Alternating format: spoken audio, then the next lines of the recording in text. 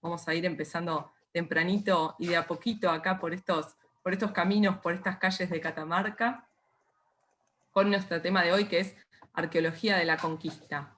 Bueno, quien les habla Flavia Sorsi, con Lucas, a quien ya les mencioné, y Patricia y Julián desde Casa Lepage, les damos la bienvenida como cada viernes a las 19. Y hoy además tenemos el enorme honor de contar con la doctora Ana Egareta, amiga personal, colega de hace muchos años, conocida. Ella, bueno, acá tienen un breve resumen de su extenso currículum, realmente tiene muchísima experiencia.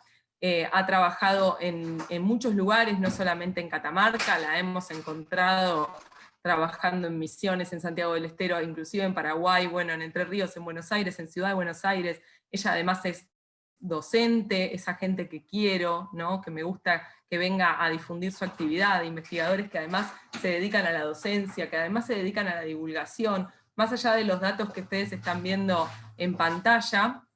Ana también fue autora de un libro que después vamos a recomendar los trabajos de Ana, pero quiero recomendar particularmente, o empezar por acá, un libro que se llama Viejos son los trapos, y que tiene mucho que ver con esta actividad que nosotros tanto propiciamos, que es la de la difusión cultural, ¿no? La de la comunicación científica, para decirlo con otras palabras. Ella fue directora de numerosas tesis, bueno, y es una experta en todo lo que tiene que ver con arqueología colonial. Fíjense que está a cargo inclusive de una de las colecciones importantísimas del Museo de la Plata. Así que Ana, te agradecemos una millonada que estés acá. Estamos súper contentos de recibirte al fin. La Hace gente rato nunca que suena tan te bien como teníamos cuando la contás reservada. vos. ¿Cómo? Vos siempre contás a la gente linda. Las contás bien. Ah, bueno. No, es que es gente linda la que seleccionamos y como siempre, ya van a ver que no nos va a defraudar nuestra invitada en esta oportunidad, porque realmente estamos, lo que nos convence, de lo que estamos convencidos, quiero decir, es de esta necesidad de comunicar al público, que es quien lo hace posible, todos los avances de la investigación, que es la única manera que hay para que contribuyan realmente a este cambio social que nosotros queremos y que vemos que la historia puede ayudar a construir, ¿no? Y hablando de estos esfuerzos y de estos cambios tan buscados, les quiero presentar desde dónde hablamos. Y hablamos de este maravilloso lugar, desde esta Casa Lepage, cita en Bolívar y Belgrano, en pleno casco histórico de la ciudad de Buenos Aires. Un lugar realmente mágico por distintos motivos, un lugar que ha sido restaurado recientemente, a partir del año 2004 en realidad. Yo digo restaurado recientemente, ya pasó bastante tiempo. Lo que pasa es que fue una restauración que llevó un montón de tiempo también, ¿no? Porque ya se darán cuenta ustedes, el nivel de detalle, el nivel de diseño, de cuidado, de amor por el edificio, que inclusive implicó también la realización de una serie de tareas arqueológicas en el lugar, que perduraron durante mucho tiempo, ayudaron a conformar, fueron el origen de la conformación de esta maravillosa colección de arqueología del periodo colonial hasta fines del siglo XIX, que hoy exhibimos en el Museo de Sitio, y que dio origen a este ciclo de visitas guiadas, presenciales primero, virtuales después, y seguramente luego serán mixtas, ¿no? Algunas presenciales y otras virtuales. Aquí lo vemos a Javelson, el iniciador de estos trabajos arqueológicos. Aquí ven a quien les habla sosteniendo una bella tinaja del siglo XVII, y ya van viendo estas vitrinas con numerosos materiales que preceden en antigüedad a lo que es la construcción misma del edificio. ¿Ven cómo llegamos a las entrañas mismas del edificio, del predio, ¿no?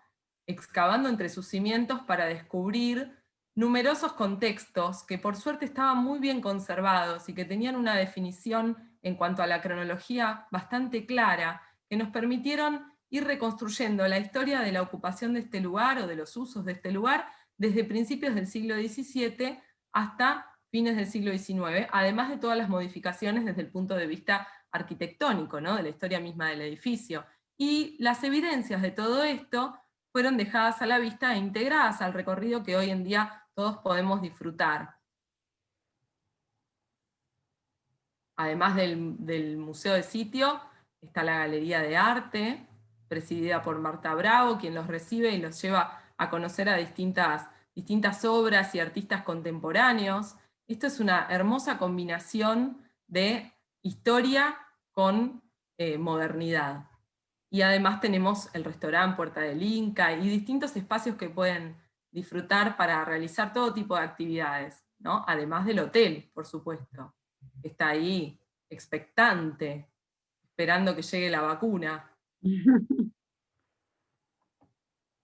Bueno, así que he aquí el pasaje Belgrano, el ex pasaje Belgrano, que ahora ya no es un pasaje, como me gusta decir a mí, no es más un pasaje que conecte dos calles, pero sí que es un pasaje que sigue conectando con un montón de historias, con un montón de pasado, y un pasado que, como siempre decimos, en realidad lo construimos desde el presente, ¿no? Lo construimos según nuestras inquietudes, nuestras voluntades y nuestros sueños para el futuro también.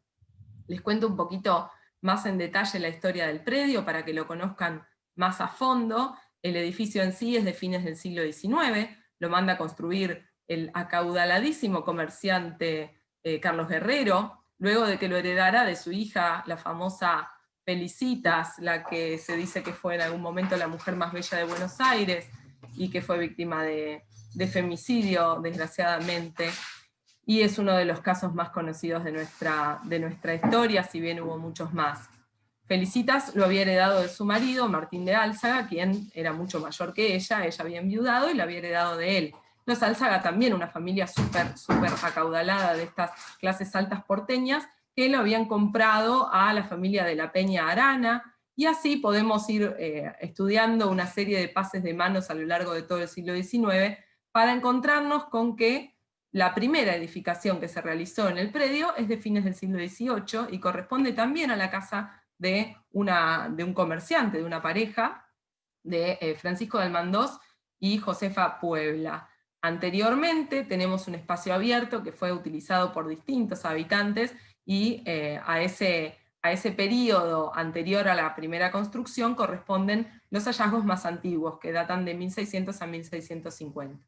El edificio también es muy reconocido por haber sido la sede a fines del siglo XIX y principios del XX de la Casa Lepage, la primera casa en comenzar la que empezó a comercializar los objetos y maquinarias necesarios para sacar fotos, proyectar películas, filmar, así que es la cuna de nuestro cine y la cuna de gran parte de nuestra industria discográfica también, porque allí trabajó Max Glucksmann, quien luego construyó un verdadero emporio de cines y discográficas, ¿no?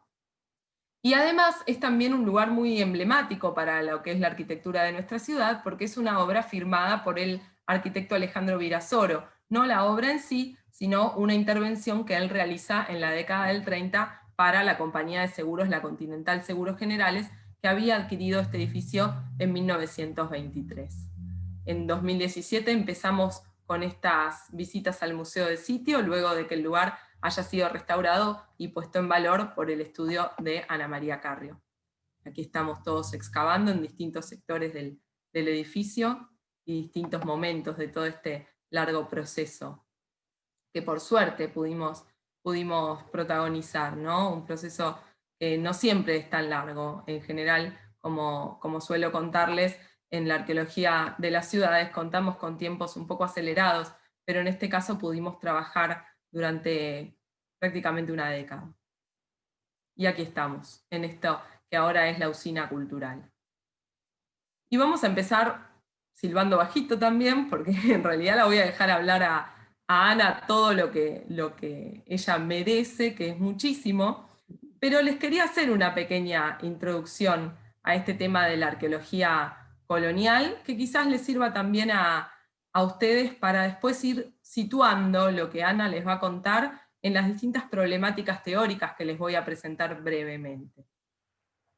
Bueno, la colonización española en las Américas, todo el proceso de colonización, es un proceso muy complejo de analizar y sobre todo desde el punto de vista arqueológico es complejísimo. Esto porque tiene un marco temporal, abarca la verdad muchos años, tiene un marco temporal muy extenso, además un espacio muy extenso, ¿no? Piensen que estamos hablando de las Américas, ¿no? Es muchísimo, es muchísimo. Es un fenómeno que no es un único fenómeno, sino que son un montón de procesos interrelacionados.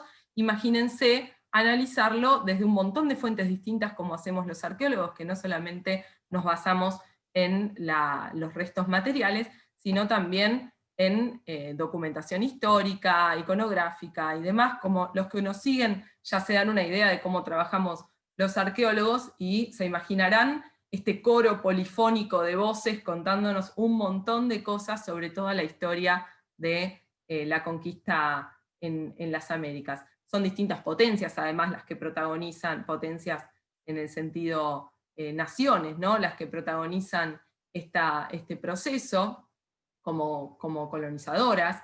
Entonces esto le otorga todavía más complejidad, todavía más heterogeneidad a todo este proceso. Se incorporan además a este proceso de conquista en el que protagonizan estas potencias, se incorporan además todas las poblaciones locales, ¿no? Por supuesto, que estaban allí antes de que las vinieran a descubrir, ¿no? Diría Lelutier. Y cada una con sus particularidades, cada una con sus procesos. A esto se le tiene que sumar también luego la incorporación del complejísimo proceso de diáspora africana, es decir, que tenemos la conformación de un espacio multiétnico, ¿no? Y pluridimensional. Y en parte esta pluridimensionalidad de la ocupación tiene que ver con, como dice Digan, los distintos objetivos que también tuvo esta colonización, ¿no? Esta conquista. Por un lado fue una invasión, por otro lado un esfuerzo colonizador, un experimento social, una cruzada religiosa y un emprendimiento económico altamente estructurado. Todo eso y más fue la conquista. Esto le da a todo este proceso una profundidad histórica, como dicen Rocchietti y De Grandis, especialmente dramática. Por eso también van a ver que tantas visitas vamos a dedicar a arqueología de la conquista. Ya hemos hablado del caso de Santa Fe, con Gabriel Coco, hemos hablado con Alicia Tapia del caso de provincia de Buenos Aires, hemos hablado de nuestra ciudad de Buenos Aires también en reiteradas ocasiones, y vamos a seguir así, porque siempre va a aparecer, como van a ver en las próximas diapositivas, que les cuento un poco del estado de salud de la arqueología del periodo colonial en nuestro país, están apareciendo muchísimos nuevos estudios, por suerte. Volviendo a la contextualización histórica, les cuento lo que se conforma finalmente es un nuevo espacio, como decíamos, pluridimensional, de interacciones múltiples que tienen que ver con la interconexión, sobre todo comercial, pero también cultural, sistemas de trabajo, instituciones, ideas políticas, bueno, gente misma, ¿no? Que se está trasladando con todo lo que eso implica entre estados diferentes y muy distantes, ¿no? Y esto conforma todo un nuevo espacio que es el espacio atlántico-americano, al que también tenemos que sumar el Pacífico, ¿no? Sobre todo hoy que vamos a hablar de Catamarca. La arqueología colonial en nuestro país en realidad empieza a ser un campo específico de estudio en la década del 60, en nuestro país no, quiero decir en América, en la década del 60 del siglo XX, pero podemos decir que hunde sus raíces a fines del siglo XIX, como toda arqueología, o por lo menos como toda arqueología americana, ¿no? Que es bastante más joven que la europea, que ya para el siglo XVIII, con los esfuerzos de los románticos, estaba empezando a conformarse. Las primeras intervenciones arqueológicas de sitios de periodo colonial en América tienen que ver con estos sitios que eran de interés histórico nacional, ¿no? ¿Qué le importaba a estas jóvenes naciones? Que se reconociera de su pasado y de su historia. Entonces se comenzó a intervenir en estos sitios que, por ejemplo, como veíamos con el tema de los campos de batalla con Carlos Landa, habían sido importantes desde el punto de vista de la conformación de la nación misma, ¿no? En muchos casos fueron campos de batalla o fortines, etc. Y además intervenían en sitios indígenas, y lo que sucedía era que estos sitios indígenas muchas veces tenían una ocupación extendida que llegaba a tiempos coloniales. Entonces, las primeras intervenciones, si bien dejaban un poco de lado todo lo que era del periodo colonial, tenían que ver con estos contextos, y fueron estas primeras aproximaciones a toda una cultura material nueva, que es la cultura material del periodo colonial. Hacia los 60, sobre todo en Estados Unidos, y también en otras áreas del Caribe, comenzó a sistematizarse el estudio de los sitios arqueológicos coloniales, en el caso de, sobre todo, particularmente colonias españolas, ¿no?, de esta región, de Norteamérica y del Caribe. El interés principal en esos primeros estudios era la identificación de estos contextos, la restauración de los sitios históricos que tanta importancia dijimos que se les daba, y la datación de cada uno de los tipos de objetos que se iban identificando y delineando, ¿no? Era un interés sobre todo tipológico. En los 80, fíjense, alrededor de 20 años después, comienza a sistematizarse este campo de estudio en la Argentina, y hoy en día es uno de los más activos, tanto en la Argentina como en el resto del continente. Los intereses principales de la arqueología colonial tienen que ver con estos distintos modos de interrelacionarse de cada uno de los sistemas culturales que se dan en el contexto colonial entre sí, ¿no? Se presta particular atención a las especificidades, a las particularidades que se evidencian a escala local, y cómo estas particularidades de la escala local entran en relación con el contexto más general que los enmarca. Se presta especial atención a los espacios periféricos y a su capacidad de agencia. No todos los cambios históricos vinieron de los centros. Estuvimos esto también introduciéndolo en otras charlas.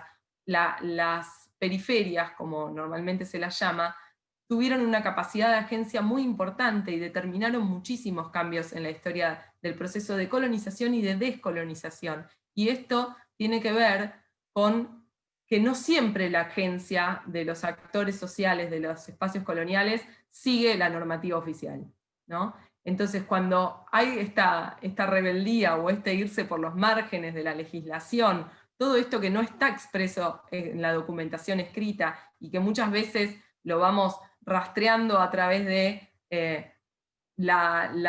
recuperación de objetos o la identificación de redes a través de documentación histórica menos evidente, ¿no? Es que nos vamos dando cuenta cómo toda esta agencia informal también participó en la conformación de lo que hoy son nuestras naciones americanas, pero que en ese momento eran territorio colonial. Es decir, para cerrar, que la perspectiva que ofrece la arqueología histórica, por todo esto que les conté, puede contribuir a aproximarnos más críticamente al estudio de los sistemas imperiales y a deconstruir las grandes narrativas que todavía muchos de nosotros seguramente hemos recibido, por ejemplo, en la escuela primaria, ¿no? A través de todos estos estudios, tanto de los arqueólogos, como van a escuchar a Ana, como de los historiadores, los antropólogos, vamos deconstruyendo, vamos rompiendo un poquito con estas ideas que durante tanto tiempo tuvimos cristalizadas en nuestra educación y que terminaron haciendo parte de nuestro sentido común y que hoy están todavía en discusión, pero muchas de ellas ya inclusive descartadas. Ahora sí, con esta foto hermosa, le doy la bienvenida nuevamente a Ana, y ya le dejo el control de nuestros destinos para que comparta su pantalla y nos cuente sobre el caso de Catamarca. Ahí voy.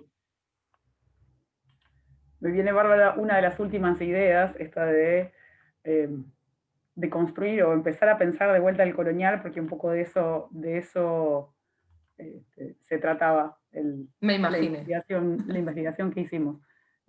Avísenme si están viendo bien. Estamos viendo perfecto. Bárbaro.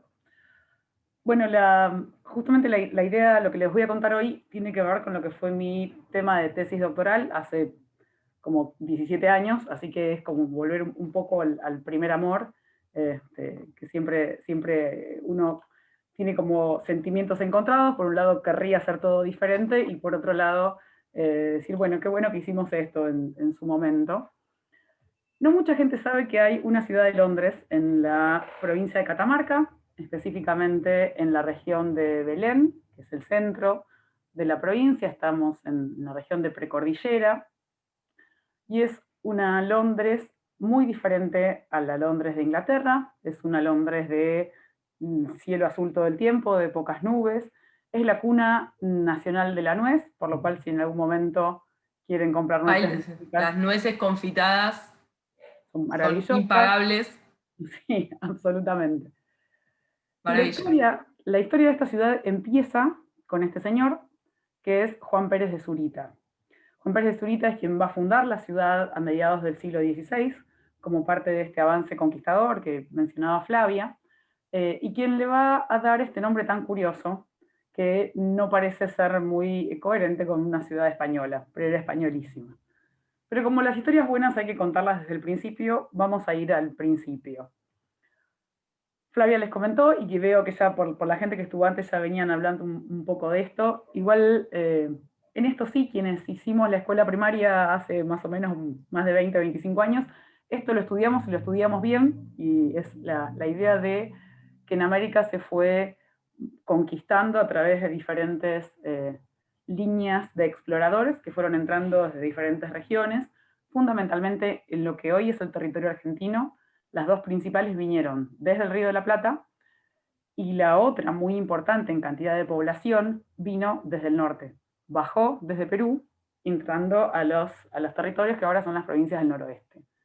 Una cosa muy importante que hay que tener en mente, sobre todo porque ahora que Dios atiende en Buenos Aires, uno tiende a perderlo de vista, pero lo cierto es que la mayor cantidad de población en la América prehispánica, y hasta hace no tanto tiempo, hasta hace más o menos 70 años, estaba en las provincias del noroeste.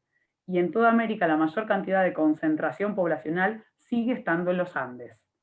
Es la parte de nuestro territorio que siempre tuvo más gente, que siempre estuvo más poblada. Entonces esto explica que los conquistadores, que todo el avance conquistador buscara capturar mano de obra, era uno de los intereses de la conquista, y que se dirigiera a las regiones en que había más gente. Entonces la entrada por el lado del Río de la Plata fue estratégica, pero no podían capturar mano de obra porque no había poblaciones estables tan numerosas como se había, por ejemplo, en los valles calchaquíes.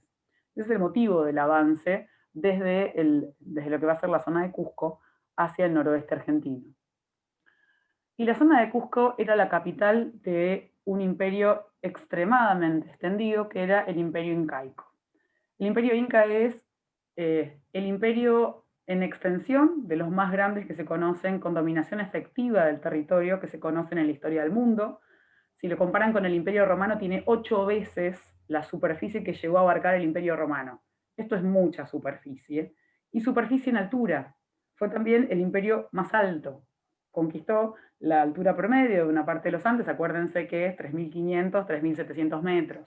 Hay pocas partes en el mundo en que hubo una dominación efectiva de la población tan alta.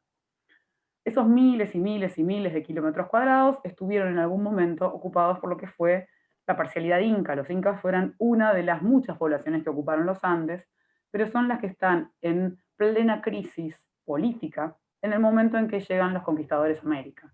Sobre este imperio va a avanzar la conquista española.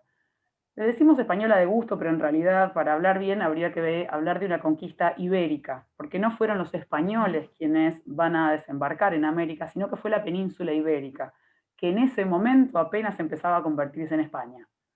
Es súper interesante, sobre todo para Buenos Aires, cuando uno va leyendo los manifiestos y va viendo quién viajaba en los barcos que van llegando a América, que un tercio de las personas que se embarcaban hacia América no era de la península, había llegado de otras partes. Era bávara, por ejemplo. En Buenos Aires, la primera expedición que funda Buenos Aires, un tercio de esos marineros son bávaros.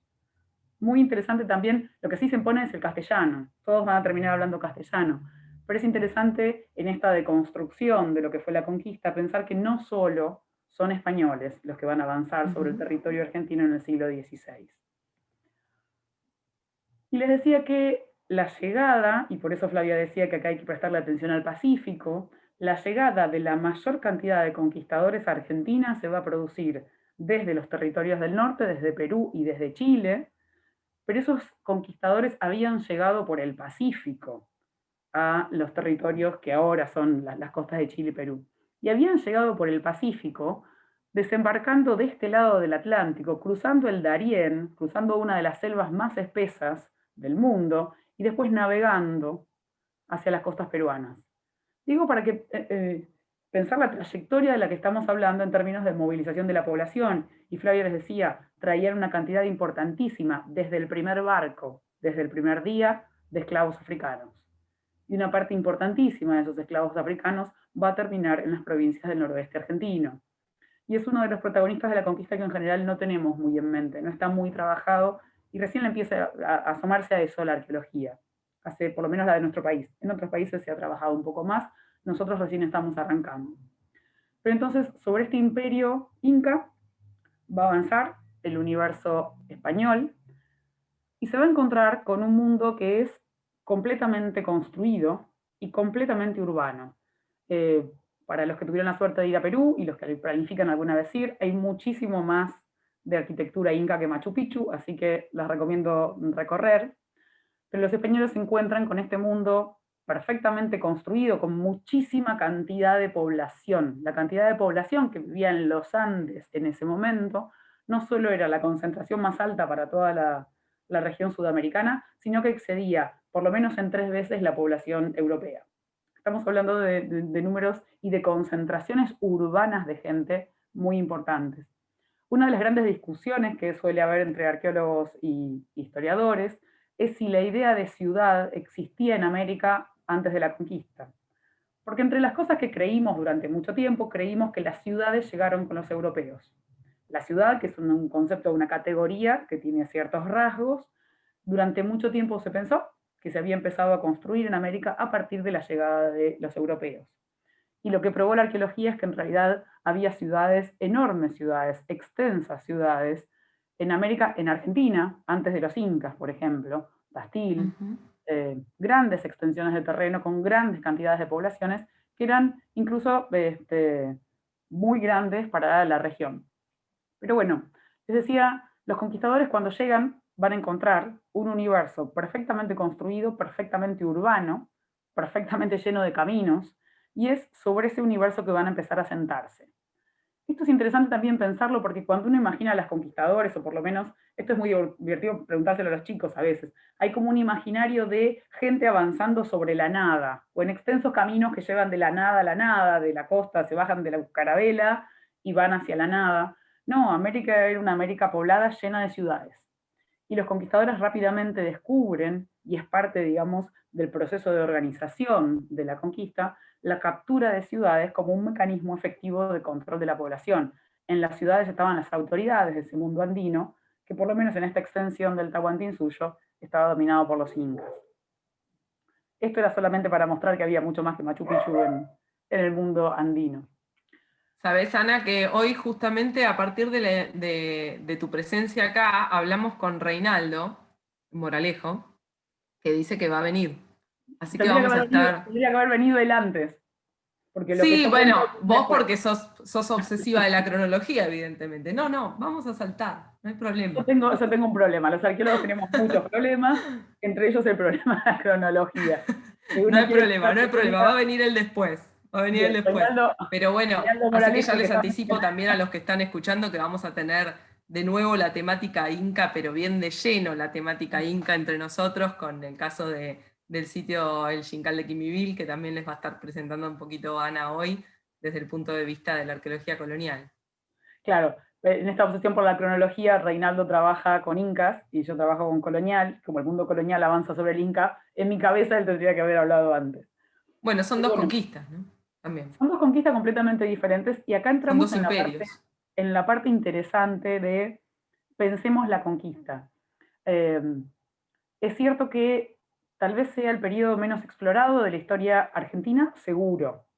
Argentina seguro, tenemos mucho más conocimiento y se han hecho muchos más avances en lo que es el conocimiento del mundo prehispánico en términos arqueológicos. El fuerte de los arqueólogos trabaja en el mundo prehispánico, el fuerte en cantidad de arqueólogos quiero decir, y hay mucha gente trabajando en siglo XIX. Pero en este proceso que va desde 1536, 1535, que son los primeros ingresos, hasta 1810, que termina formalmente la colonia, hay menos, y sabemos menos, y en algún momento nos convencimos de que algunas cosas eran de una cierta forma. Por ejemplo, hay una creencia muy importante, una creencia que está basada en alguna información. El problema no es que la información sea incorrecta, es que no es toda la información, que dice que la conquista se produjo, Pizarro entró a Cusco con 300 soldados. Y hay esta idea de cómo 300 soldados españoles toman la capital del imperio más grande de Sudamérica. Bueno, la respuesta fácil es que en realidad no eran 300 soldados solamente, sino que eran 300 soldados con una estructura muy grande y con algunas características particulares. El mundo inca está en crisis en el momento en que se produce la conquista americana. Hay dos parcialidades que se están disputando el poder y están peleando entre ellas. Entonces, lo primero que hay que tener en cuenta es que no llegan en el momento en que el imperio inca está en un momento sólido y de formación, sino que llegan en un momento de guerras internas. Y lo que van a hacer los españoles es aprovechar la fractura interna para ir avanzando, para ir tomando ciudades.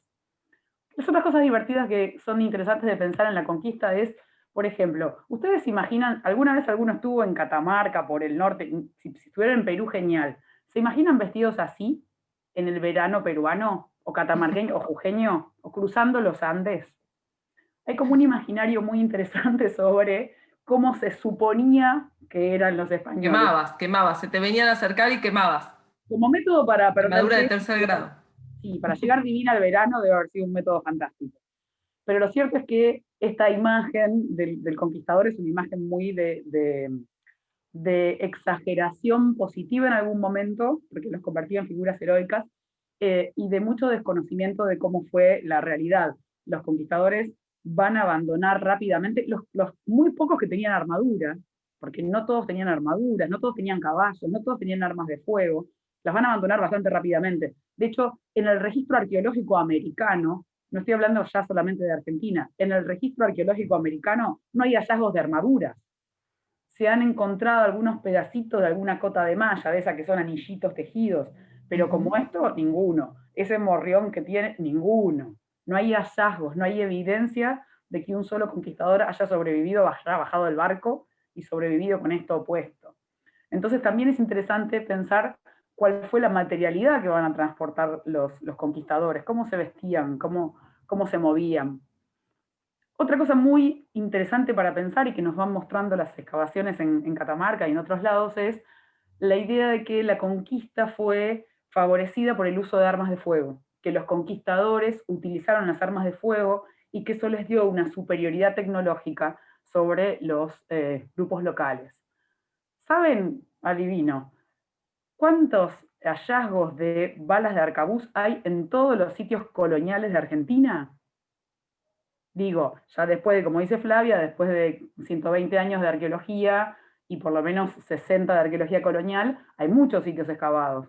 ¿Cuántos balines, cuántos proyectiles de arcabuz se encontraron en todos los sitios coloniales de Argentina? Tiren un número. En Casa Lepage tenemos uno, ese contalo. Bien, ese lo cuento. Entonces el número pasa de 8 a 9 en toda la República Argentina.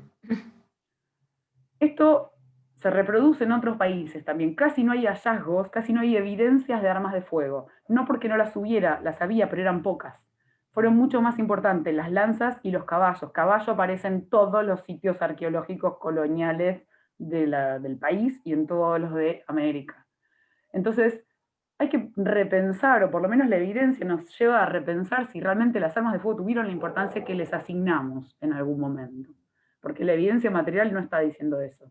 Está mostrando otra cosa.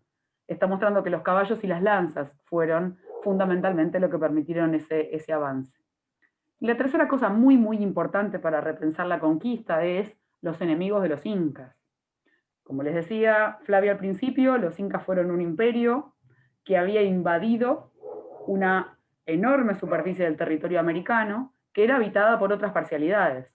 Esas otras parcialidades estaban permanentemente en guerra con los incas, a veces sometidos, a veces enfrentados, pero cuando llegan los conquistadores españoles y le declaran la guerra a los incas y van a generar una situación de amplio conflicto, todas estas parcialidades se van a aliar con los españoles, muchísimas, y les dan una cantidad de individuos para una ofensiva que es brutal. Y es esa ofensiva, que les decía, son los conquistadores, más todos los esclavos, más los miles, en este caso Cañaris, por ejemplo, que es una parcialidad de Ecuador, son todos esos grupos los que van a caer sobre el imperio inca. Entonces, se empieza a convertir en una historia un poco más complicada que 300 hombres bajaron de una carabela y entraron en Cusco. Pero además, se empieza a convertir en una historia mucho más compleja, tratar de entender quién es el conquistador en ese caso. cuando estamos hablando de conquistadores, cuando estamos hablando del avance de una población sobre otra, bueno, ¿qué población avanza? Porque los cañaris eran americanos, eran de Ecuador y terminan invadiendo una parte de lo que ahora es Perú. Entonces, lo importante de pensar la conquista es pensarla como un proceso muy complejo, con muchos protagonistas, y tratar de ver cómo la evidencia material nos va guiando por cada uno de esos protagonistas. Y la otra cosa que hay que pensar, y este es uno de mis mitos favoritos de la conquista, es la idea de que los conquistadores eran gente que abrieron las cárceles de España para llenar las carabelas de Colón. También los que tienen más de 35 o 40, esto lo escucharon seguro. Por ahí los chicos más jóvenes no, pero los que tenemos algunos años más, esto lo escuchamos, que vino lo peor de Europa, que vino literalmente eso, que abrieron las cárceles y que de las cárceles los subieron a los barcos. Bueno, estadísticamente no es así. Hubo un porcentaje importante de gente que le dieron la opción de estar en cana o subirse a un barco, sí. Pero un porcentaje muy importante de quienes vinieron en ese momento, de quienes participan de la conquista, habían participado de la guerra contra los moros. Venían de 700 años de combates en territorio ibérico. Entonces eran ejércitos entrenados, muy avesados en diferentes formas de combate, grandes jinetes, muy bien armados con cosas que no necesariamente eran armas de fuego. Ballesta fue probablemente una de las armas más fuertes que se usó en la conquista, que tiene un registro arqueológico que es completamente diferente porque no necesita munición de hierro. Entonces esto también hay que pensarlo porque estamos hablando de grupos muy entrenados en la guerra. Entonces, simplemente quería mencionar esto porque me parece importante cambiar un poco el perfil mental que tenemos de los conquistadores y de ese desarrollo de la conquista. Finalmente, este grupo de conquistadores con toda esta heterogeneidad va a entrar a Cusco, que es la capital del Imperio Incaico, y en algún momento se va a producir un conflicto muy fuerte entre quienes reclaman tierras, porque Cusco es una ciudad enorme y es monstruosa, pero no puede absorber a toda la masa humana que se está reuniendo. Entonces hay un pacificador, le decían la Gasca, quien va a pacificar la región, que tiene la idea de empezar a mandar a gente hacia el sur, derivarlos de Cusco hacia el sur, para que conquisten el territorio que en ese momento se conocía como Tucumán. El Tucumán era todo lo que estaba, digamos, del sur de Perú para abajo, medio inexactamente, y llegaba hasta el Río de la Plata. No tiene que ver con la provincia de Tucumán, que es chiquita, sino con toda la región que es Salta, Catamarca, La Rioja, Tucumán, una parte de Santiago del Estero. A eso se le llamaba el Tucumán colonial, y hacia allá manda la gente, la Gasca. La manda, por supuesto, caminando por cómodos caminos. Eso que están viendo ahí es la red vial Inca. Reinaldo Moralejo les va a contar mucho mejor esto, pero básicamente son 25.000 kilómetros de caminos construidos. De vuelta, la red vial más grande del mundo que se conoce construida. Hay muchas partes del mundo que tienen caminos, pero no están construidos y marcados, que conecta Colombia con el centro de Chile y Argentina. Por esa línea van a bajar los conquistadores, les decía, caminos perfectamente construidos, el camino del Inca, el Capac Ñam, que es bastante conocido ahora, son miles y miles y miles y miles y miles de caminos, con miles y miles y miles de kilómetros, con un beneficio además, que los incas lo construyen para hacer recorridos a pie. Ustedes saben que en América había animales de carga, pero no había animales de monta. Es decir, las llamas se podían usar para cargar, pero no se las podía montar, no había jinetes. Y los españoles, que van a avanzar en este ir al sur, que ordena la Gasca, lo van a hacer utilizando caballos. Entonces van a aprovechar el recurso del camino del Inca, que ya estaba perfectamente hecho y mantenido, y van a ir al sur. Y si alguna vez recorrieron la Ruta 40, tal vez se les haga conocido el camino que sigue este trazado, porque el camino que sigue la Ruta 40 en todo el norte argentino reproduce, a veces le pasa por encima, literalmente, lamentablemente, a lo que fue el antiguo camino del Inca, que conectaba toda esta región.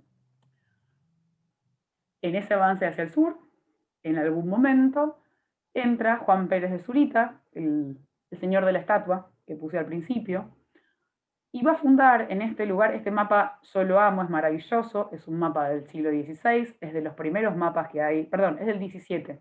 Del XVI no tenemos mapas de esta región en Argentina. No se conocen mapas del siglo XVI del noroeste argentino. El primero que aparece es del siglo XVII, este es de 1603. se darán cuenta que maravillosamente no existía el concepto de escala en ese momento, no existía el concepto de norte tampoco, porque si se fijan que la distancia que hay entre San Miguel de Tucumán y Londres más o menos es la de 3 arbolitos, es el tamaño de 3 arbolitos. Va a aparecer entre San Miguel de Tucumán, La Rioja y Santiago del Estero, que me quedó afuera de la imagen, esta ciudad que se llama Londres. Juan Pérez de Zurita va a fundar la ciudad de Londres, que va a ser el origen de Catamarca. Es la primera ciudad que se funda en la región que ahora es Catamarca. Lo curioso del nombre, ¿por qué una ciudad se venían llamando San Juan, La Rioja, San Miguel? Todas cosas que remitían o a santos españoles o a regiones de España. ¿Por qué aparece una Londres? Pues les cuento que no solo se llama Londres, todo Tucumán se llamó durante 5 años, entre 1555 y 1560, 1561, Nueva Inglaterra. Dejó de llamarse Tucumán y pasó a llamarse Nueva Inglaterra. Londres, de hecho, se llama Londres de la Nueva Inglaterra, porque Felipe II, que era el rey de España en ese momento, se casa con María Tudor, la señora con tan poca cara de felicidad, que tiene en el cuadro de la derecha. Y son así termina. Así termina. Son los únicos 5 años en la historia del mundo en que España e Inglaterra son aliados. No pasó antes, no volvió a pasar después, pero en esos 5 años todo el mundo trata de quedar bien con la reina. Trata de quedar bien con la nueva reina de España, y en ese quedar bien, Zurita decide ponerle Londres a un poblado en el medio de la nada, en el medio del territorio más hostil de lo que en ese momento era el Tucumán colonial. El problema de Londres es que Londres es un fantasma, es una ciudad que va a ser fundada y desfundada en un periodo que no excede los 4 años. Es muy interesante porque también entre todos los muchos mitos que hay y que se cuentan alrededor de las ciudades coloniales, está la idea de que las ciudades fueron despobladas por ataques indígenas. Hay muchas ciudades, muchas, por no decir todas las ciudades capitales de todas las provincias del norte argentino, se fundaron varias veces. La fundaban acá, después la movían, después la movían, después la movían. Y en algún momento se consideró la posibilidad de que esa movilización de la ciudad tuviera que ver con el hecho de que eran atacadas por los indígenas. Era una buena posibilidad y en algunos casos fue bastante exacta, porque estas ciudades estaban fundadas en territorio calchaquí. Al sur del imperio inca, al este de ese imperio, había otra enorme población indígena, que eran los calchaquíes, que nunca se habían sometido al mundo inca, que habían negociado con los incas, pero que nunca se habían sometido, y que durante 200 años tampoco se sometieron al imperio español.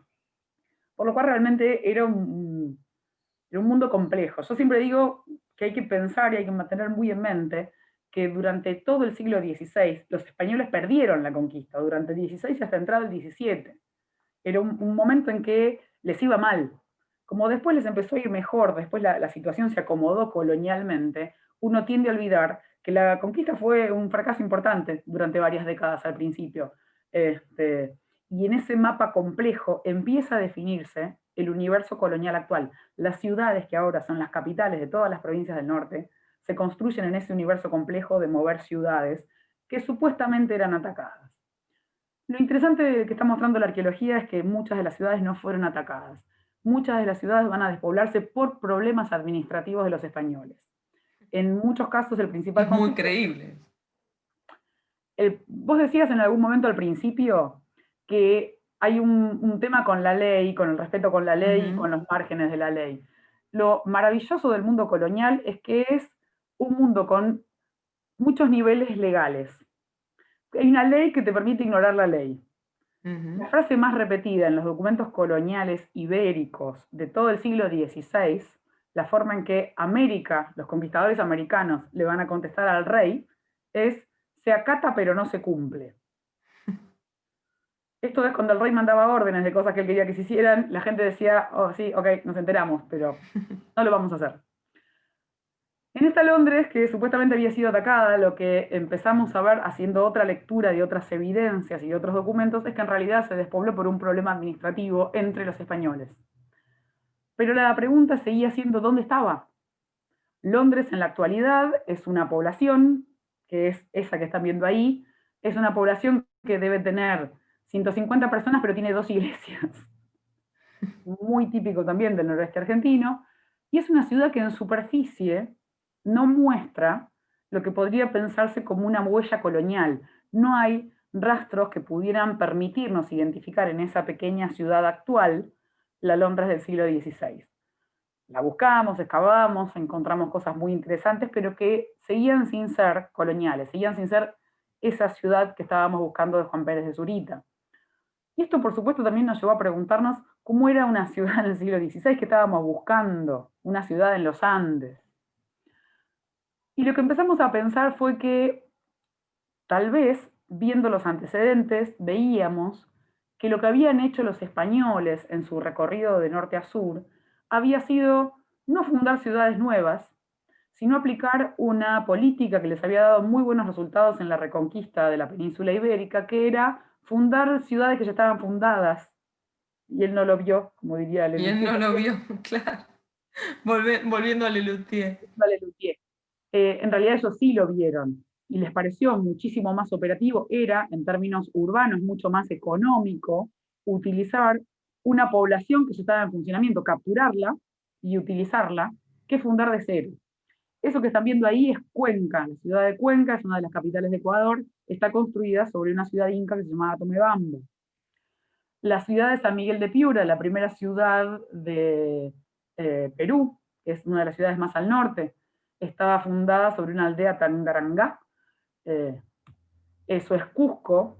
La Cusco actual está fundada sobre la Cusco Inca. Entonces lo que vimos fue que lo que utilizaban como política recurrente en diferentes partes de América no era generar una ciudad de cero, con esta además una idea que está totalmente fuera de la realidad que tenemos, que es la ciudad era la plaza, con la iglesia de un lado y el cabildo del otro. Esa ciudad existe y empieza a existir en Argentina a partir del siglo XVIII, fines del XVIII, principios del XIX. No hay evidencia material que diga que esas ciudades existieron con esas características en los 3 primeros siglos de conquista americana. No tenemos evidencia. Hay muchos mapas, están dibujadas así, pero la evidencia material no muestra eso. La evidencia Bueno, ya material vimos muestra... cómo estaba dibujada en la iconografía que mostraste, vimos cómo estaba dibujada Cusco, así que no le vamos a creer mucho a los mapas. El problema es que los mapas proyectan una idea de las ciudades que tal vez se querían hacer, pero no necesariamente de las que se hicieron. Entonces acá empieza el conflicto o lo que nos da de comer a quienes hacemos arqueología histórica, que es la desconfianza. La desconfianza de que en realidad, de vuelta, no que el documento no diga la verdad, sino que tal vez no dice todo. Y teniendo esto en mente, viendo que había un antecedente y una sistemática recurrente de fundar sobre ciudades que ya estaban fundadas, reutilizando incluso parte de las estructuras, estas son dos de los edificios de Cusco, que reutilizan parte de la arquitectura incaica, que además es una arquitectura en piedra maravillosa, perfectamente reutilizable. No toda la arquitectura se puede reutilizar, es difícil reutilizar el adobe, por ejemplo, en ciertas circunstancias, la piedra es mucho Cuando más... cuando vas a Cusco, los guías te dicen que está la diferencia entre el muro de los incas y el muro de los incapaces. Cuando Sí, ven la superposición entre la sí, arquitectura de la arquitectura española por sobre la inca, ¿no? Y la sí. diferencia es abismal, y ellos Tengan en dicen así. mente, mantengan en mente eso que acaba de decir Flavio. Entonces lo que se nos ocurrió fue que tal vez Zurita, que era un soldado que había participado en muchísimos combates en la Reconquista, había pensado eso y lo había aplicado en Catamarca. Se le había ocurrido que tal vez, si se encontraba con una ciudad construida, en funcionamiento o recientemente abandonada, era más operativo capturar esa ciudad y ponerla en funcionamiento para sus propios intereses que construir una ciudad de cero. Sobre todo por una serie de problemas, como por ejemplo cruzar la cordillera de los Andes y entrar en Catamarca en invierno. Eso que están viendo ahí es el Xincal de Quimibil. Es una ciudad inca, en este caso son las ruinas de una ciudad inca que está a 7 kilómetros de la Londres actual, que está en el camino del Inca, que fue una capital muy importante, en algún momento llegó a tener casi 5.000 habitantes, eh, y que había sido abandonado poco tiempo antes de que Zurita cruzara la cordillera y llegara a la región. Hay que tener en cuenta también que la altura era un factor determinante, la altura y el frío. Los conquistadores no estaban acostumbrados, no hay alturas como la cordillera de los Andes en toda Europa, no la hay. La montaña más alta de Europa creo que tiene 3.000 metros, una cosa así. Entonces pensar que tenés que una población como La Paz, que está a 4.200, era impensable para ellos. Y en Europa la gente no habita en altura. La gente en Europa habita en el llano, habita en las costas. Entonces, hay que pensar cómo fue todo este proceso de estos individuos que tratan de entender este ambiente, que están en guerra con poblaciones que manejan muy bien todo este ambiente, y pensar cuál fue la lógica de la actividad que desarrollaron en ese momento. Capturar una ciudad que ya estaba construido era muchísimo más práctico, en términos concretos, que tratar de construir de cero una ciudad como el planito indicaba, como el rey quería. Además el rey quería pavadas. El rey, que nunca había estado en América, decía que por el medio de la ciudad tenía que cruzar un río, lo cual es muy práctico si el río es el Tajo, que mide como esta mesa, pero es complicado cuando es el Paraná, que en la parte más angosta tiene 1.000 metros, o casi cualquier otro río de cualquier llanura bonaerense. Entonces, los conquistadores, lo que está mostrando la arqueología colonial de muchas regiones, es que los conquistadores fueron individuos activos en transformar las órdenes, en hacer lo que ellos querían.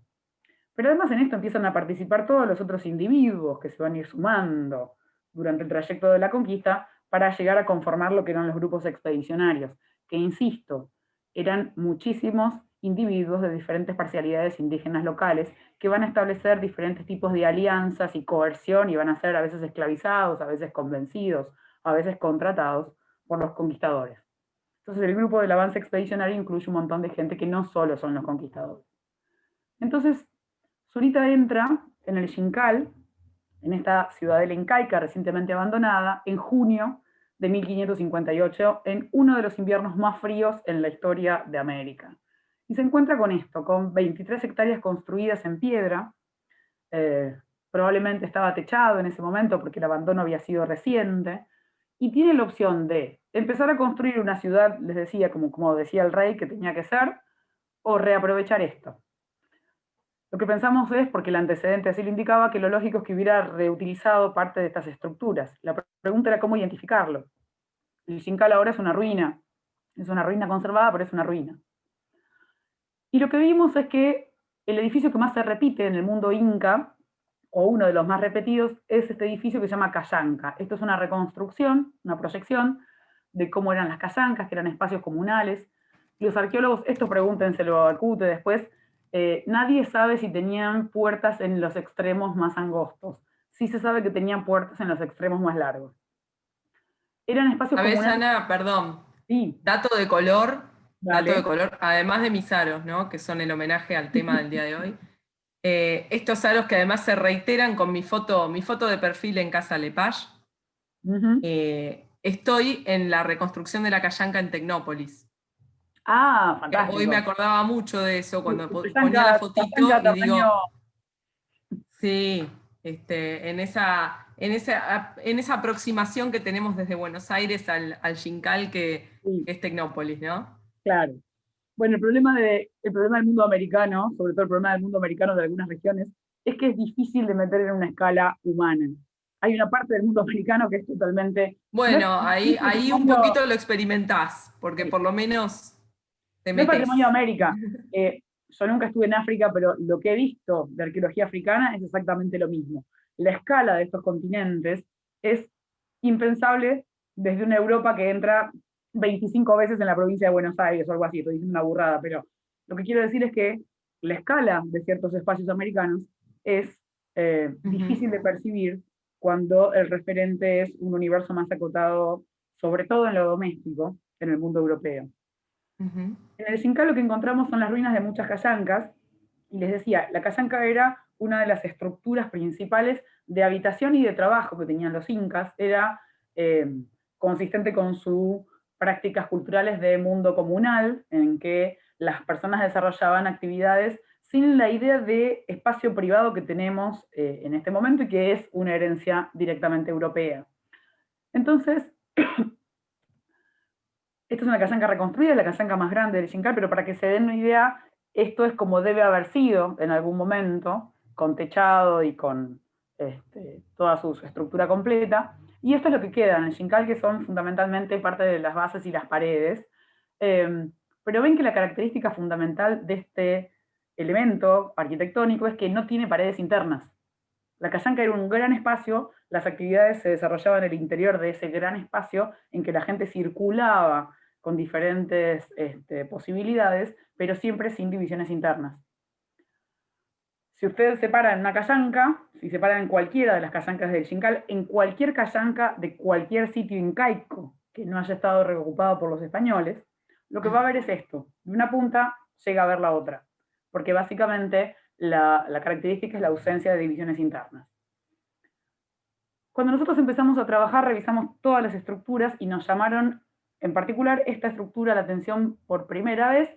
No se llega a apreciar del todo porque está muy destruida, pero esto es una cayanca. Esa es la periferia de una cayanca.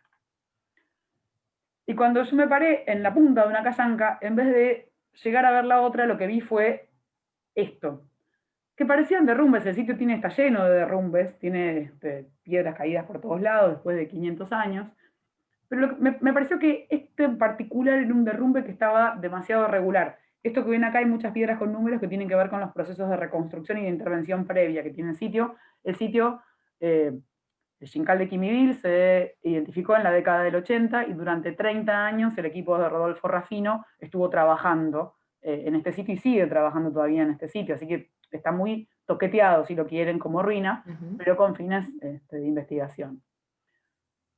Les decía, me llamó la atención esta regularidad, más allá de los árboles que ahora le crecen y la basura que a veces deja la gente, y empezamos a ir para abajo, a pensar que esto no era un derrumbe, sino que en realidad era algo más.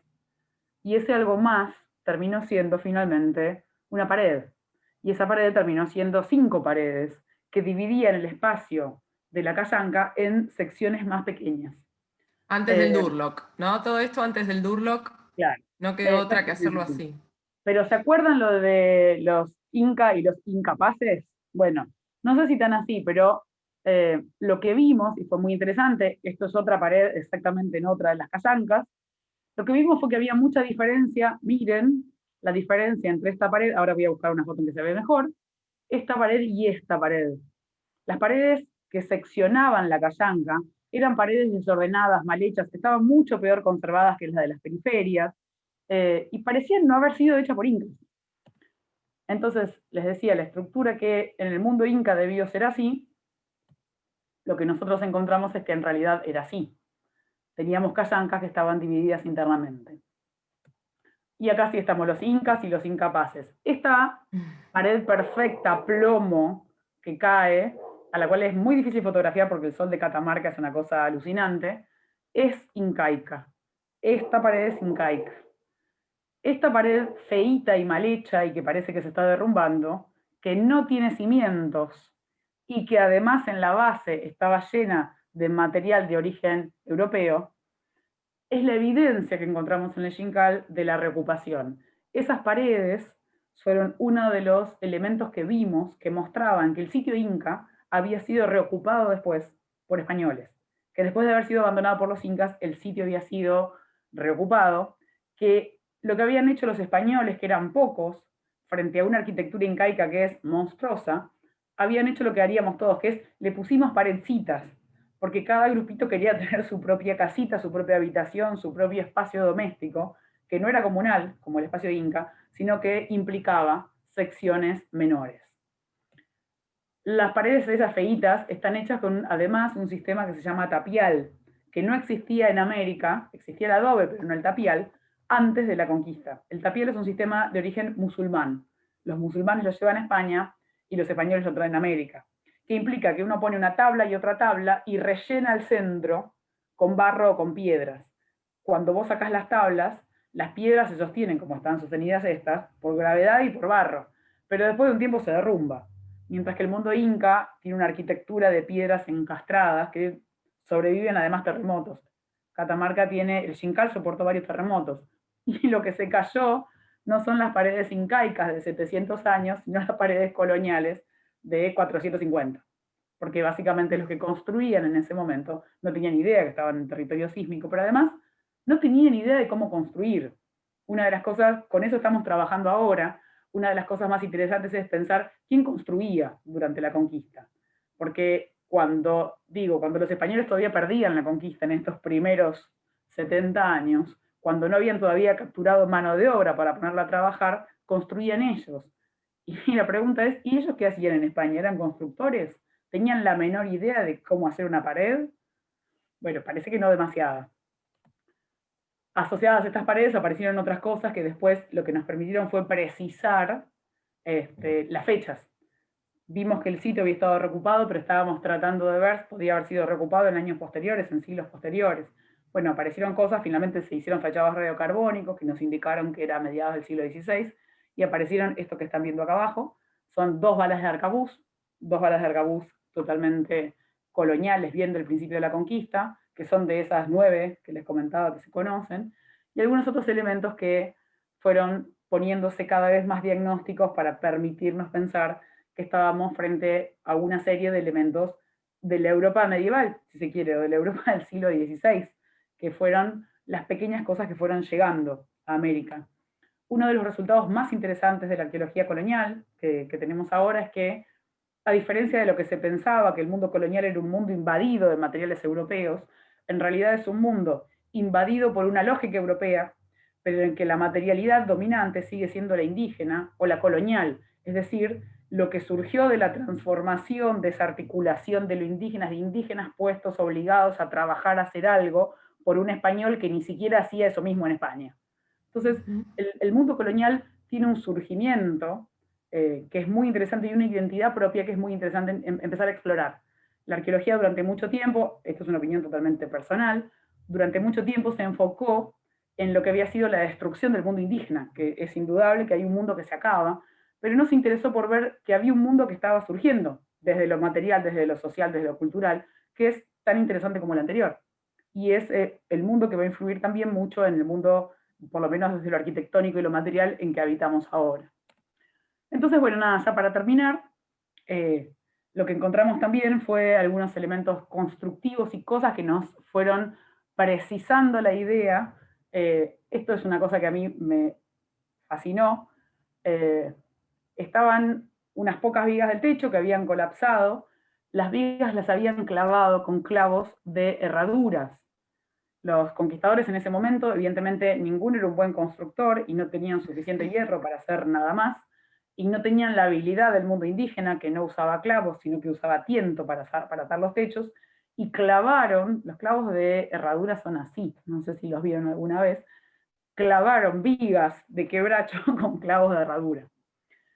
Esto fue particularmente interesante porque nos permitió pensar que teníamos que empezar a pensar el colonial de vuelta, que teníamos que dejar, nosotros habíamos llegado con esta idea de los conquistadores como los tipos que habían venido a arrasar todo, y evidentemente se arrasó una idea de mundo y un contexto, pero se construyó todo otro. Y en esa construcción participaron con diferentes niveles de intervención, pero con mucha interacción, todos estos grupos que veníamos mencionando antes. Y entonces recién después de todo eso, las ciudades van a empezar a tener una forma más o menos coherente con los planos que las mostraban, van a empezar a parecerse. Después de muchas ciudades como la Londres, en el Jincal, ciudades que en realidad toda la evidencia que tenemos fueron 6 paredes, 4 clavos de herradura y 2 fragmentos de mayólica, recién después de eso, recién después de que fueron arrasadas y destruidas y que se trasladaron muchas veces, las ciudades van a empezar a tener un formato que se parece más al que los planos pensaban. Bueno, sabés, Ana, que nosotros siempre estamos alrededor del tema de la primera Buenos Aires, ¿no? También lo tuvimos a Ulises, Sí. Hablando del tema, siempre estamos rondando el tema de la primera Buenos Aires, sobre todo porque ahí en Casa Lepage los contextos son de 1600, son bastante cercanos a lo que sería la primera Buenos Aires. Ese En contexto de Casa realidad, para Lepage lo que es es el la escala contexto más viejo arqueológica, son que muy... hay. ¿Cómo? Creo que lo que ustedes tienen es el contexto más viejo que se conoce, más antiguo que se conoce para Buenos Aires. Hay otros también contemporáneos, pero este sería el más completo. Claro. Pero hay otros contemporáneos, inclusive las recientes excavaciones en el Cabildo, por ejemplo, son Claro. Sí, bueno, hay contemporáneas. algo también en la aduana de Taylor o en la Casa Rosada. Y bueno, Casa Escurra, hay algunos. Pero estamos siempre rondando alrededor de esta idea de la primera Buenos Aires, y una de las deconstrucciones que tenemos que hacer para buscar la primera Buenos Aires es dejar de imaginarla como algo así, ¿no? Y empezar a No, imaginarnos lo que vos decís, que capaz son 3 paredes, capaz son 3 piedras apiladas y un par de sí, clavos del sí. siglo XVI, y ya con eso vamos a salir en todos los diarios, vamos Y a poner el grito en el cielo. Eso es nuestra primera Buenos Aires, muy sí, probablemente, ¿no? lo que pasa es que lo primero que uno tiene que hacer es desarmar la idea que tiene en la cabeza y dejarse llevar por la evidencia. La evidencia Quizás la primera Buenos Aires terminó en un volquete, ¿no? siempre es una posibilidad. Tranquilamente, Siempre es una posibilidad. tranquilamente puede haber pasado. Pero bueno, Londres no terminó en un volquete, terminó perfilando, terminó convirtiéndose en una ciudad que dura 4 años, que se va a despoblar, pero que define un tipo de ciudad colonial, que es la ciudad que se mueve, que se funda en un lugar y que se va a mover a otro, que se va a trasladar, pero sobre todo una ciudad en la cual la impronta de lo indígena y la impronta de lo ibérico se articulan de una forma novedosa. Van a dar surgimiento a una arquitectura que claramente no es la arquitectura ibérica. Durante mucho tiempo también se pensó que la arquitectura americana era la implantación de lo europeo acá, no lo fue, y tampoco ya es la arquitectura indígena preexistente. Empieza un nuevo mundo en la arqueología y empieza un nuevo mundo en lo que es las ciudades de la región, en este caso Catamarca, que es una de las primeras. Eso era un poco lo que quería contarles. Impecable, impecable. Creo que todos tenemos una idea muy distinta de la conquista y también del noroeste a partir de esta charla que tan magistralmente nos diste. Gracias, Ana. Ustedes, Voy a compartir ya que ahora, tengo que detener la pantalla, ahí estamos. voy a compartir pantalla yo para presentar a Lucas, que hoy nos va a ofrecer la frutilla del postre, mostrándonos estos lugares maravillosos con una perspectiva muy particular, que es la de nuestro aventurero, porque él tiene mucho de intelectual, pero también tiene mucho de tipo aventurero, como ya lo hemos visto andando en kayak por el delta profundo. Hoy lo tenemos en travesía en bici por la cuesta de Zapata. Luqui se tiene que cuidar un poco más, igual porque la otra vez se accidentaron con la novia. Así que, por favor, ojito donde se meten. La cuesta de Zapata es para valientes, incluso el vehículo. No, no puedo imaginar, nosotros tuvimos gente que Es un terminó tipo vomitando altamente en la cuesta entrenado. de Zapata en camioneta, no me quiero imaginar en bicicleta. Ahí está, Lucas. hola, ahora Ahí me está. escuchan. Ahora Ahí sí. está. Ahora no podemos Bueno, callarlo. Ahora chau. Olvídense. Ahora ya está. Le por suerte, habilitamos el ahí micrófono. estamos. Por suerte estamos bien del accidente, así que no pasó a mayores y estamos tranquilos con ese tema. Bueno, 6 años después, escuchando a Ana Igareta, me doy cuenta, digamos, del significado de Londres, ¿no? Y toda su historia, porque cuando nosotros fuimos de Tinogasta a Londres y llegamos a ese pueblo, dijimos, ¿por qué se llama Londres? Incluso habíamos puesto como un chiste cuando nosotros le contamos la travesía a la gente, decíamos que habíamos ido a Londres y que habíamos cruzado el Atlántico, ¿no? Como una anécdota que nos había quedado. Pero bueno, o sea, con esta charla que nos da Ana, tantos años después de hacer esa travesía, que fue en el año 2014, veo la importancia de lo que es Londres y lo que es Catamarca, ¿no? En la época, digamos, de la conquista. Este es un viaje que hice con un amigo que se llama Diego en el año 2014. Previo a esta travesía habíamos estado en Chilecito y habíamos hecho una travesía cerca de Famatina, que nos había ido bastante mal porque había sido muy dura. Por haber llegado a 2.500 metros de altura, casi llegamos todo el camino y dijimos, bueno, vamos a ver qué hacemos, ¿no? Estábamos medio indecisos. Aparte nada, no sabíamos si había transporte para ir a Londres como a las 7 de la mañana, muy temprano. Bueno, Londres no conocimos nada porque teníamos tanta emoción de hacer la travesía que, así como nos subimos a las bici, nos fuimos de Londres. La Cuesta Zapata es un lugar increíble. O sea, muchos años después yo me enteré la Ruta 40,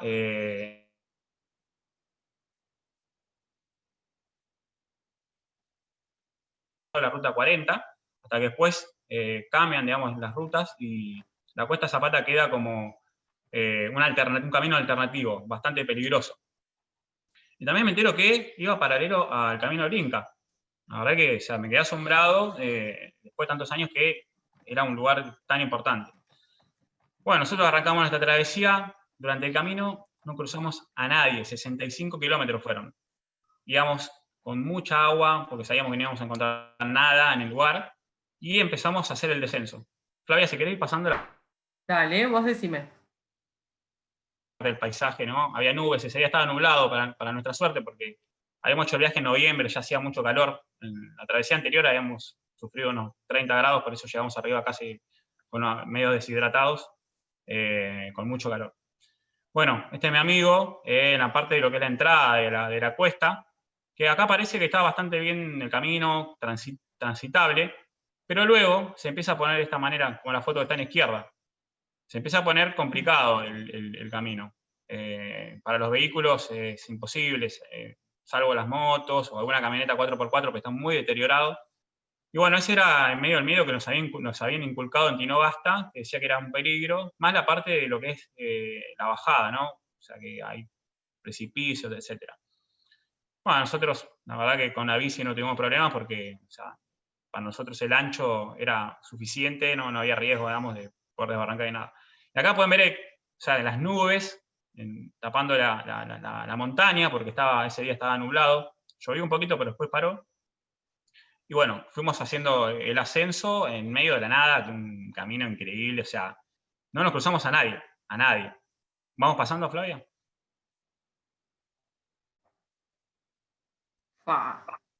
Bueno, acá tenemos, digamos, uno de los primeros rulos, que es como un tipo caracol para ir ascendiendo. Todo esto fuimos, por supuesto, a una velocidad muy lenta, para ir trepando este caracol. Lo que tiene lugar es que querés parar en todos lados, porque hay tantos paisajes y tantos lugares para querer ver y sacar fotos, que es una cuesta que es totalmente disfrutable y que es para estar sacando fotos, para parar, para quedarse a escuchar nada, porque no se escucha nada.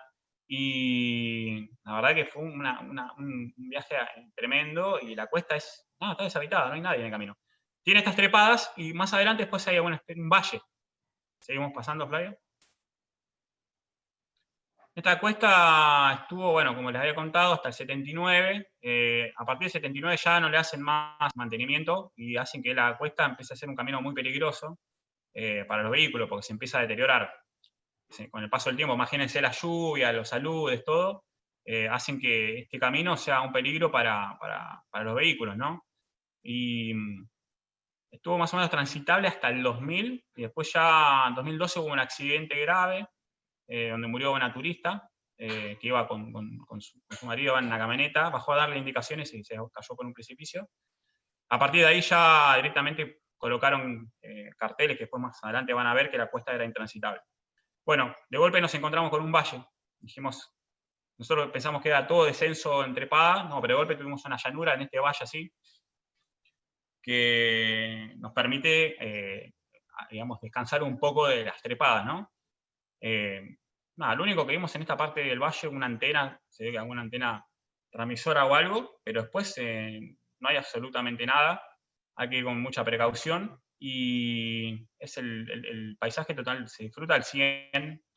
Nos hubiéramos quedado a dormir, cuando estamos en este sector decíamos nosotros, qué bueno hubiera estado tener una carpa y hacer noche en este lugar fantástico, ¿no? Que haber hecho, no sé, haber acampado ahí, poder ver el cielo a la noche, es increíble.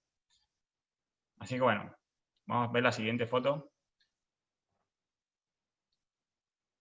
Bueno, acá ya podemos ver los grandes estos cardones, ¿no? Y acá el camino ya como empieza otra vez a tomar lo que son caracoles, ¿no? Cuestas, ya empieza acá pueden ver o sea, lo que es el ancho del camino, es angosto, es muy angosto, o sea, pasa una 4x4, pero se tienen que animar mucho a andar por ahí, porque si le llegan a pifiar se van directamente al vacío, ¿no? Estas partes de acá no hay tantos precipicios, pero ahora van a ver más adelante, cuando lleguemos a la parte, digamos, el punto más alto, 1875 metros.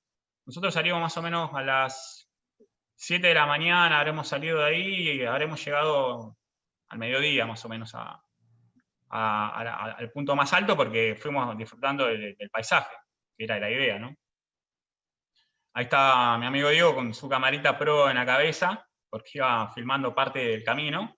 Y bueno, acá también una parte que es llana, que nos permitía descansar un poco de la parte, digamos, de subidas, que cuesta mucho. La verdad que cuando hay que ir trepando, más con unas bicis pequeñas como las 26, que tienen pocos cambios, se hace difícil. Aparte veníamos ya de una travesía de hace 3 días Sí, atrás.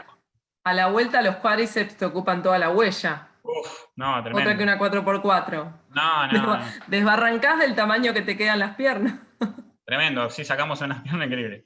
Y bueno, previo 3 días antes habíamos hecho una travesía de 10 horas más o menos, porque habíamos tardado un montón de horas en llegar a los 2.500 metros. El descenso fue lo más lindo, pero veníamos ya cansados. Acá nos fuimos con, no sé, como 3 litros de agua cada uno, llevamos frutas, todo, no nos podía faltar nada. Bueno, acá parte del paisaje. Perdón, una cosa fundamental de ahí es la falta de agua, tal cual. Claro. Si llegás a quedar sin agua, toda la Cuesta de Zapata tiene toda la región tiene ese problema. Nada. Es impresionante. No, nada, Sí. Ana. Y aparte, incluso en esa travesía anterior, que llegamos a los 2.500 metros en Chilecito, habíamos salido a las 10 de la mañana y llegamos a las 4 de la tarde. Nos salvamos porque nos encontramos una casa 3 kilómetros antes de llegar al punto más alto, que nos dio agua porque nos habíamos quedado sin agua. Yo terminé con líneas de sal en la remera de la deshidratación. Claro. Iba a decir eso, el tema de subestimamos a la uno montaña. suda sal. Sí, yo ¿Cómo? me acuerdo de eso. Uno suda sal en Catamarca. Sí, tremendo, no. Sí. Y habíamos subestimado la montaña en ese momento. Y bueno, llegamos arriba bastante deshidratados. Así que a la cuesta nos llevamos mucha agua. Y bueno, no nos animamos al principio por el hecho ese de la travesía anterior, que nos habíamos asustado un poco del tema del calor, ¿no? Por suerte este día estuvo nublado, como pueden ver ahí las nubes, que fueron tapando el sol, que es muy, muy, muy duro. Así que vemos la siguiente imagen. Acá ya estamos en el punto más alto. Acá tenemos 1.875 metros sobre el nivel del mar. Y acá empieza la parte de lo que son todos los caminos de cornisa, ¿sí? Que más abajo, después, yo no puse ninguna foto, pero hay dos placas conmemorativas de un auto que había desbarrancado en el 75, donde se mataron una pareja, y de la alemana, que fue la última, que murió en el 2012. Que se cayó al vacío y tardaron varios días en sacarla para llegar ahí, porque imagínense que tienen que meterse por todo el valle, que va por abajo, para poder sacar el cuerpo, ¿no? Y vos Pero ahí nosotros, sacándote la foto. yo, bueno, tengo un video que no puse porque estoy al lado del precipicio, con la rueda, mostrando el vacío. Pero ustedes fíjense el poco espacio que hay para un vehículo. Un vehículo acá no puede volver, no puede hacer marcha atrás, no puede recular. Si arranca, tiene que hacer la cuesta de ida y no puede volver para atrás, porque no le da el ancho para cruzar. Una moto puede ser, un cuatriciclo, pero una camioneta se tiene que arriesgar demasiado y un auto directamente no entra. No puede circular porque hay parte que está muy destrozada el camino. Para nosotros es suficiente el espacio, el descenso lo hicimos muy lento, porque primero para no caernos nosotros, y segundo para no romper las bicis, ¿no? Claro. Así que bueno, igual acá arriba el paisaje que nos quedó es una cosa que es increíble. O sea, teníamos toda esta vista del valle, allá para aquel lado ya está Tinogasta, y todo el valle como una vista increíble. Miren mi carita, se nota la cara de felicidad que tengo, ¿no? ¿Qué te parece? De haber llegado a ese lugar, que la verdad que, o sea, fue una de las travesías más lindas que hice en bici. Bueno, vamos a ver la siguiente. Ahí se ve la botella de agua grande. Bueno, este es mi amigo, acá en una curva que hace la cuesta, cuando ya estamos yendo haciendo el descenso, y miren lo que es la vista que hay acá. O sea, esta curva nos dio la mejor vista de toda la travesía, que era todos los lugares que queríamos bajar a sacar fotos. Por eso tardamos un montón de horas. Llegamos como a las 4 de la tarde a Tinogasta, porque paramos a sacar fotos por todos lados. De lo maravilloso que es el lugar. O sea, y además nos tocó un día que había poco viento. Lo más lindo que no nos cruzamos a nadie. Eso es lo que más me gustó, que no nos cruzamos a nadie. Teníamos toda la ruta para nosotros y nada más. ¡Qué amargo, che! Bueno, es lindo poder disfrutar de cuando no hay nadie. Así que bueno, este es mi amigo Diego. En esa curva hermosa, que después acá teníamos un caracol muy lindo para hacer el descenso. Acá ya nos animamos a bajar un poco más rápido porque ya no había tantos precipicios, ¿no? Pero hay precipicios de por lo menos 1.000 metros más, sí, bastante, no sé si 1.000, pero bueno, un poquito menos, pero son caídas rectas, o sea, no hay una caída así, son directamente vacíos. Así que bueno, fuimos con mucho cuidado, ¿no? Miren los guardarrayos que hay acá, que son de piedra, que no sirven para nada. Así que vemos la siguiente. bueno, cuando llegamos ya a la parte plana, nos encontramos con este cartel donde dice que la Cuesta Zapata es intransitable, ¿no? Fue parte, digamos, de un tramo de la Ruta 40, hasta que después bueno, cambian las rutas y pasó, digamos, a ser ruta provincial número 3. Pero bueno, hoy directamente no se puede entrar, salvo que en bici o en algún vehículo de menor porte. Y este viaje para mí fue uno de los más lindos que me tocó vivir, porque un año después mi amigo falleció en un accidente y bueno, es uno de los recuerdos que me queda de aventura, de haber vivido con Diego. Y bueno, hoy poder compartirlos con ustedes, que bueno, está muy relacionado a Londres y a Catamarca, ¿no? Que es, la verdad que de las travesías que hice en bici, la más linda que me llevo en el recuerdo. Hermoso, hermoso. Y siempre cuando es bien acompañado, ¿no? Ya te queda. Sí.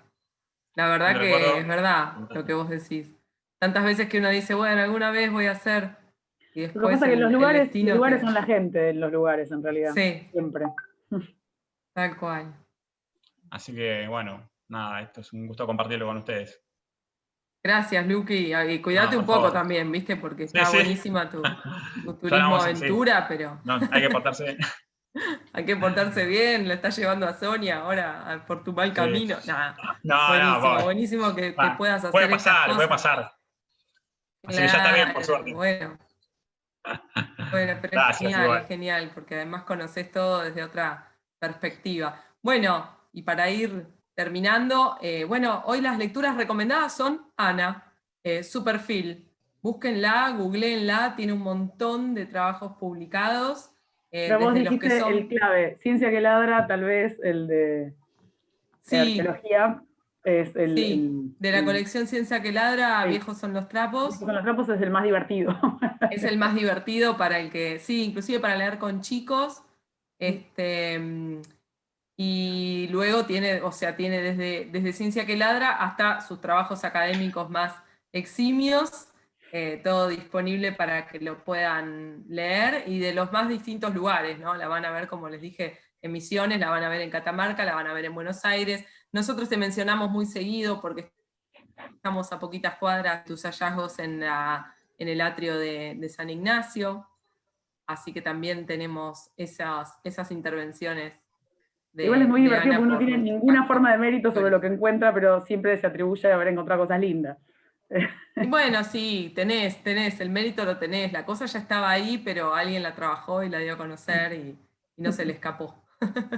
Por supuesto, ¿no? Y también tu forma de comunicar, bueno, ya te ha animado muchísimo en el chat y tiene mucho que ver también con eso. Sí, muchas gracias. Por supuesto. Bueno, y para ir terminando, primero, quería presentarles a mi llama, porque la otra vez les presenté el leopardo, hoy hicimos la charla con llamita en mano. No queremos dejar de invitarlos a los demás eventos que organiza la Usina Cultural de Casa Lepage. El de los miércoles a las 16, esta semana tuvimos este maravilloso Palacio Sanssouci, tuve la suerte de participar, la verdad un lujo, hermosísimo lugar y muy linda la presentación que han hecho del mismo. Los jueves a las 19 también las charlas desde la Galería de Arte del Pasaje Belgrano con Marta Bravo, donde ven también la perspectiva de los artistas contemporáneos argentinos que pueblan con su arte la galería de Casa Lepage, que es realmente una belleza y que otorga estos contrastes, ¿no? entre el arte contemporáneo y toda la antigüedad del edificio y de los hallazgos que realizamos en el subsuelo. Y este viernes a las 19 nuevamente nosotros, si no se cansan de escucharnos, vamos a estar de nuevo y vamos a estar presentando el Museo Rosas de la mano de Daniela Ávido y de Florencia, así que los esperamos para no sé qué voy a tener en la mano el viernes que viene. Así que los esperamos para una visita bastante mazorquera. Vamos a estar hablando de Rosas, un personaje que a todo el mundo le interesa muchísimo, que tiene mucho para decir desde la arqueología y también desde unos la platos que dicen conservación. Federación o Muerte para ofrecerte. ¿Cómo? Tengo unos platos que dicen Federación o Muerte para ofrecerte. Sí, dale, algo así. Por lo menos la cintita punzón nos vamos a tener que poner, algo por el estilo. Los platos de Moreno 550 dicen, sí, bueno, tenemos cintitas de Federación o Muerte, tenemos, y platitos y tazas. Bueno, como decíamos, ¿no? Estudiar el periodo rosista desde la arqueología y desde la conservación del patrimonio cultural, porque en este caso, bueno, no se trata de un trabajo netamente arqueológico exclusivamente, sino de un espacio que ustedes pueden también ir a conocer. Tiene también toda otra visión, ¿no? Una visión un poco más orientada a este dinamismo y a buscar las complejidades y a de construir los discursos, ¿no? Que tanto propensamos desde la arqueología y en particular desde las propuestas de Casa Lepage. Así que los esperamos el viernes que viene, con esa visita que también va a estar muy buena. Y gracias, no Ana. me queda más que agradecerles, como siempre. Gracias a ustedes. Buenísima la charla de Ana, buenísima la charla de Lucas y las fotos. Lucas, me encantó ver siempre. partes verdes que solo podés ver desde arriba en tus fotos. Ah, bueno, Ana, gracias. En la cabeza, Catamarca para muchos es un lugar muy seco. A mí lo que me acuerdo que me asombró son esos parchecitos de verde y veía tus fotos y me acordaba de eso. Sí, nos encontramos en unas verdes, esos vallecitos hermosos. Es un verde como todo irreal. desierto. Sí, el contraste también le da eso, ¿no? Sí, el contraste con todo el resto, con el suelo. Gracias, Ana. No. Bueno, y los invitamos a seguirnos en las redes y a dentro de unos días también revivir esta visita o revivir todas las anteriores en Casa Lepage en YouTube. Buen fin de semana. Lo mismo, buen fin de semana a todos. Igualmente, gracias a todos y gracias a la gente de Lepage también. Chau, chau. Hasta luego. Gracias a todos.